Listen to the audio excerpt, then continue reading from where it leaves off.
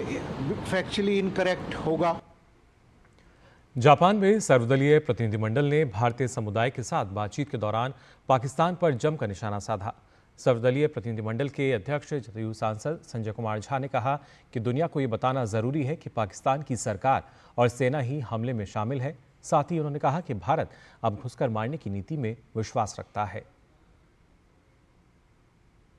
हम लोग का निकलने का पर्पस यही है, क्योंकि हम लोग तो झेल रहे हैं, तो शायद यहाँ पर उतना नहीं, उनको उतना आइडिया नहीं हो या उतना समय नहीं हो, उतना फैक्ट पता नहीं हो, तो दुनिया में सरकार ने तय किया कि नहीं, डिफरेंट जगह जाके ये बताना जरूरी है कि वहाँ की सरकार ही और आर्मी ही इन्वॉल्व है इस सारे काम को करने के लिए। हम और दुनिया न्यूट्रल नहीं रह सकती है। हम पे तो अब है कि हम लोगों ने एक न्यू नॉर्मल दे लिया कि हम पे होगा तो हम तो अब घर में घुस के मारेंगे, अब बैठ करके तो हम देखेंगे नहीं। ये मैसेज अब पाकिस्तान को भी ये बात बिल्कुल समझ में है कि इंडिया भी अब अनप्रिडिक्टेबल है, प्रिडिक्ट नहीं कर सकता है। कुछ करोगे तो हम भी घुस करके मारेंगे।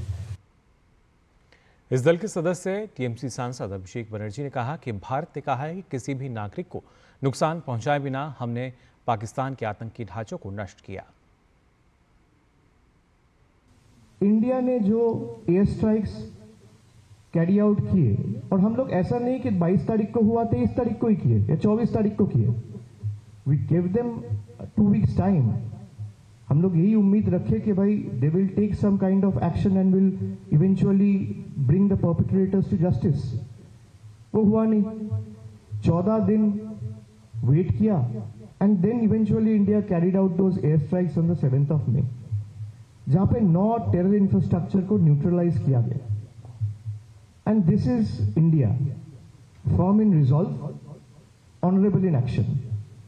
We neutralized those terror infrastructures without endangering a single civilian life.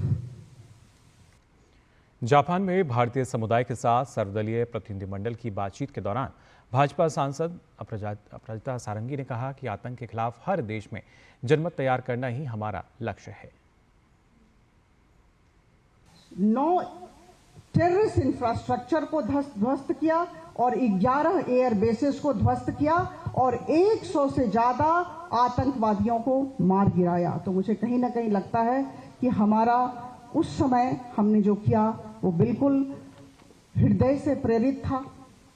और उसके बाद लेकिन ये कह दूं कि ऑपरेशन सिंदूर, जैसा कि भारत सरकार की तरफ से कहा गया है, स्थगित किया गया है, बंद नहीं हुआ है। और मैं आपको बताना चाहूंगी, इस प्रतिनिधि मंडल की एक सदस्य के तौर पर हम सब का एक ही काम है, कलेक्टिव रिस्पॉन्सिबिलिटी है कि पूरे देश में आतंकवाद के प्रति, आतंकवाद के विरोध में एक जनमत तैयार करें, आतंकवाद के प्रति घृणा का भाव तैयार करें और पाकिस्तान का सही चेहरा सबके समक्ष लाएं। इसी दल के अन्य सदस्य पूर्व विदेश मंत्री और कांग्रेस नेता सलमान खुर्शीद ने कहा कि हम एक तरफ आतंकवाद का सामना करने के लिए तैयार हैं और दूसरी तरफ हम बेहतर दुनिया बनाने वालों के भी साथ हैं। आपके माध्यम से ये संदेश देश में हर जगह पहुंचाना चाहते हैं कि हमारे साथ चलिए और हमारे साथ चलने में उन लोगों का सामना भी करना है जो हमसे ईर्ष्या रखते हैं, जो हमें तोड़ना चाहते हैं, बिखारना चाहते हैं। हम उनका भी सामना करेंगे और जो साथ जुड़कर एक अच्छा बगीचा बनाना चाहते हैं, एक और सुंदर विश्व बनाना चाहते हैं, उनके साथ भी हम चलेंगे। और फिलहाल बुलेटिन में हम